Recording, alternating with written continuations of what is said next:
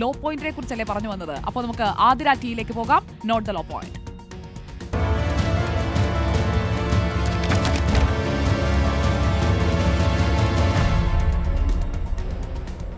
നിശ്ചയം കഴിഞ്ഞതിനു ശേഷം ഏകപക്ഷീയമായി വിവാഹത്തിൽ നിന്ന് പിന്മാറിയാൽ എന്തു ചെയ്യും?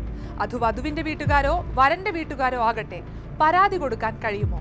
നഷ്ടപരിഹാരം ലഭിക്കുമോ? നോക്കാം നോട്ട് ദി പോയിന്റ്.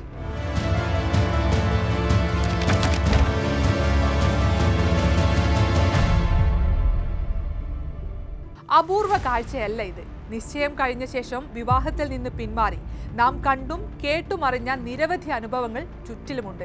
പിന്മാറാൻ ചിലപ്പോൾ വ്യക്തമായ കാരണം കാണാം, ചിലപ്പോൾ മനഃപൂർവ്വം അപമാനിക്കാനുമാകാം, സ്ത്രീധനത്തിന്റെ പേരിലാകാം. അങ്ങനെ പല കാരണങ്ങളുണ്ടാകും. എന്തു ചെയ്യും? മനഃപൂർവ്വം ചതിക്കണമെന്ന് വിചാരിച്ച് കല്യാണത്തിൽ നിന്ന് പിന്മാറിയതാണെങ്കിൽ അതിന് തെളിവുണ്ടെങ്കിൽ നമുക്ക് കേസ് കൊടുക്കാവുന്നതാണ്. മനഃപൂർവ്വം ചെയ്തതല്ലെങ്കിലും വിവാഹ നിശ്ചയത്തിലുണ്ടായ നഷ്ടപരിഹാരത്തിനായും നമുക്ക് കേസ് കൊടുക്കാം. ആദ്യം പോലീസിൽ പരാതി നൽകാം. അവിടെ നിന്നും പരിഹാരം കിട്ടിയില്ലെങ്കിൽ ഒരു വക്കീൽ വഴി സ്വകാര്യ അന്യായം ഫയൽ ചെയ്യാം. നടപടിയുണ്ടാകും, ഉറപ്പാണ്.